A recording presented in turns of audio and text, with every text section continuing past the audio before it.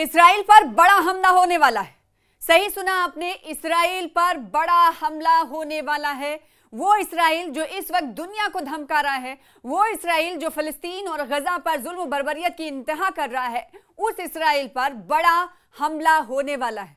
हम ऐसा क्यों कह रहे हैं? क्योंकि इस्राइल पर बड़े हमले की तैयारी कर रहा है यमन।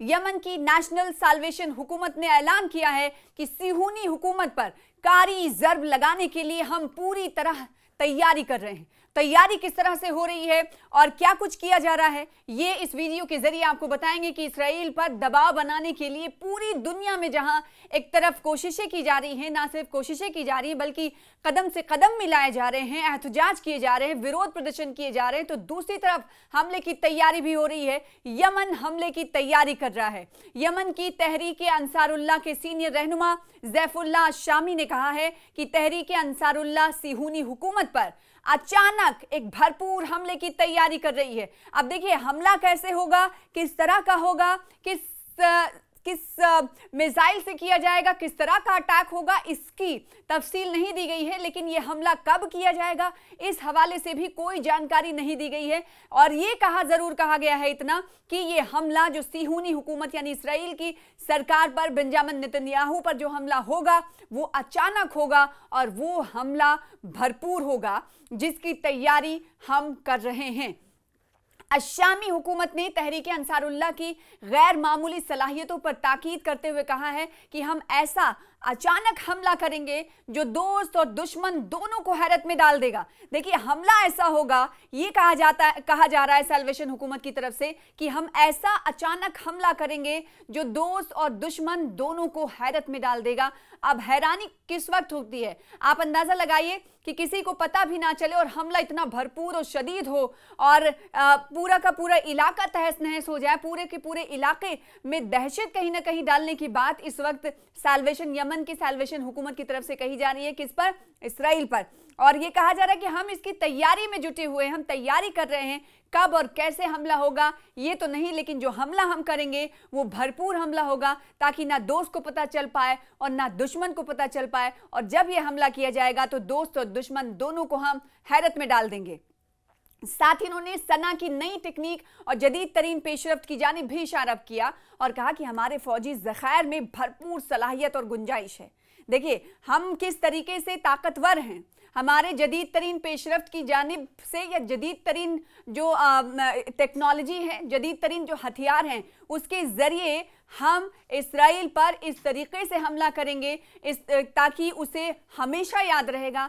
ऐसी तैयारी हम करते हुए दिखाई दे रहे हैं और हम कर रहे हैं। साथ ही साथ इसकी वजह से इस तरफ इशारा करते हुए, जदीद तरीन पेशरफ्त की जानिब इशारा करते हुए कहा कि हमारे फौजी ज़ख़ीरे जो हैं उनमें भरपूर सलाहियत और ताकत मौजूद है, इसकी गुंजाइश है। अशामी ने मजीद कहा कि मजीद वसाइल होते तो समंदर से उबूर करके फ़िलिस्तीनी महाज में शामिल हो जाते। देखिए ये बहुत बड़ी बात है कि जो फ़िलिस्तीन पर जुल्म बर्बरियत इस वक्त इस्राइल कर रहा है, भले ही दुनिया इकट्ठा हो रही हो, अशामी ने तो यहाँ तक कह दिया कि अगर हमारे पास मज़ीद रिसोर्सेज होते, वसाइल होते तो हम समंदर पार, समंदर को उबूर कर लेते और फ़िलिस्तीनी महाज में शामिल हो जाते। वो फ़िलिस्तीनी महाज जो इस वक्त इस्राइल का डट कर सामना कर रहे हैं और दर्जनों लोग शहीद हो रहे हैं, इसी फ़िलिस्तीनी महाज में शामिल हो जाने की बात इस वक्त अशामी कहते हुए नजर आ रहे हैं। अशामी कौन है? वो तहरीक अंसारुल्लाह के रहनुमा हैं। तहरीक अंसारुल्लाह के रहनुमा का ये बयान मकबूजा फ़िलिस्तीन पर यमन की मुसल्लह अफवाज के वसी ड्रोन हमलों के बाद सामने आया है।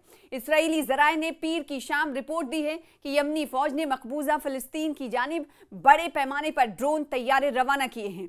और आपको यहाँ पर यह भी बताना ज़रूरी है कि पिछले दिनों इसराइल के अटैक में, इसराइल की तरफ से हमले किए गए, उसमें होसियों के पीएम और कई वज़रा की मौत हुई और इससे होसी इस वक्त बागी हुए पड़े हैं। होसियों की तरफ से रोज़ नए तरीक़े अपनाए जा रहे हैं। तो एक तरफ अशामी की तरफ से कहा जा रहा है कि हम हमला ऐसा करेंगे कि दोस्त और दुश्मन दोनों को पता नहीं चलेगा। और जब ऐसा भरपूर हमला हम जब करेंगे तो इससे पूरा इलाका दहल उठेगा। तो एक तरफ तो साल्वेशन हुकूमत की तरफ से ये बात कही जा रही, तो दूसरी तरफ होसियों की अगर बात करें तो होसी भी पूरी तरीके से तैयार हैं और अपनी जो मौजूदगी है वो दर्ज कराते हुए वक्तन फ़वक्तन दिखाई दे रहे हैं। गुज़िश्ता दिनों दिनों की बात करें तो सना में यूएन के दफ्तरों पर इन हौसियों की तरफ से छापा मारा गया। जैसा कि आपको मालूम है कि यमन में कई हिस्सों पर हौसियों का दबदबा है, हौसियों की पकड़ है और सना में भी हौसियों की मजबूत पकड़ है। सना में हौसियों ने उन तमाम अमवात का बदला लेने की ठान ली है, इसीलिए अब पूरी दुनिया में उनकी मौजूदगी दर्ज हो, पूरी दुनिया में उनकी नाराजगी पता चल पाए, पूरी दुनिया के लोगों तक उनका पैगाम जाए कि इस वक्त हौसी क्या कुछ कर रहे हैं और क्या कुछ करना चाहते हैं। इसी वजह से हमने देखा कि यूनाइटेड नेशंस के 11 एहलकारों को हिरासत में इन हौसियों ने लिया, रेड मारा यूएन के दफ्तरों पर, यूएन के ऑफिसेस पे। और ऐसा नहीं कि पहली बार ऐसा किया गया था, इससे पहले भी माजी में भी इस तरह की कोशिशें हौसियों की तरफ से की जाती रही हैं। कोई नई कार्रवाई नहीं थी और कई बार ये देखने को मिला कि जिन एहलकारों को यूनाइटेड नेशन के एहलकारों को हिरासत में हौसियों की तरफ से लिया गया, उनमें से कई लोगों की मौत भी हुई है। और ये पहली पेशरफ नहीं है, इससे पहले भी हौसियों की तरफ से इस तरह की कार्रवाइयां, कोशिशें की जाती रही हैं। जो मौजूदा वक्त में जो ताज़ा पेशरफ हुई थी वो ये कि सना में यूएन के दफ्तर पर रेड मारा था इन हौसियों ने और 11 एहलकारों को हिरासत में ले लिया। तो इधर से ये मौजूदगी दर्ज कराने की कोशिश की जा रही, तो दूसरी तरफ ये कहा जा रहा है हुकूमत यमन के सैल्वेशन हुकूमत की तरफ से कि इस्राएल पर हम ऐसा भरपूर हमला करेंगे कि दोस्त और दुश्मन किसी को पता नहीं चलेगा और वो हमला भरपूर होगा जिससे सभी हैरान हो जाएंगे कि हमने हमला सिहूनी हुकूमत को ताकतवर और भरपूर हमले से हम हैरान और परेशान कर देंगे। ये कहना है यमन के सैल्वेशन हुकूमत का और इस तहरीक से जुड़े मेंबर्स का ये कहना है कि हमें अपनी फ़ौज पर फ़ख्र है, हमारे फ़ौज की ताकत बहुत बड़ी है, बहुत मजबूत है। लिहाजा अगर मौजूदा वक्त में उन्होंने कहा कि हमारे पास अगर और ज़्यादा रिसोर्सेज होते तो फ़िलिस्तीनी महाज में भी हम शामिल हो जाते। इस बयान से अंदाज़ा लगाया जा सकता है कि इस वक्त इसराइल को घेरने की कोशिश या इसराइल पर ताकत का इस्तेमाल करने की कोशिश किस तरह से हो रही है और किन किन ममालिक तरफ से हो रही है, किन किन सरकारों की तरफ से हो रही है। चाहे इक्तिसादी की बात करें, इक्तिसादी दबाव की बात करें, सियासी दबाव की बात करें या ताकत का इस्तेमाल की बात करें, इस वक्त इसराइल को घेरने की कोशिश लगातार जारी है। तो इसराइल को हर तरफ से घेरने की कोशिश इधर की जा रही है। मौजूदा वक्त में अगर देखें तो ये कहा जा सकता है कि लामबंद किया जा रहा है इसराइल को यूरोपीय यूनियन की तरफ से। सितंबर में आपको मालूम है कि झटका मिलने वाला है। यूरोपीय यूनियन के कई सारे ममालिक, आपको पता है कि 27 ममालिक इस यूरोपीय यूनियन के मेंबर्स हैं। इनमें से कई ममालिक ने 2 नेशन थ्योरी को बढ़ावा देने की बात कही है और फ़लस्तीन को एक स्टेट के तौर पर तस्लीम करने की बात कही है। तो दूसरी तरफ हमने ये देखा कि इक़्तिसादी तौर पर इसराइल को कैसे पीछे छोड़ा जाए और उसे किस तरीके से कमज़ोर किया जाए, इसकी भी हिकमत अमली वक्तन फ़वक्तन मुरत्तब की जाती रही है। और तीसरी तरफ हम देखें कि सियासी दबाव कैसे किया जाना है इसराइल पर, इसको लेकर भी कोशिशें होती रही हैं। और कई पिछले दिनों ये देखा गया कि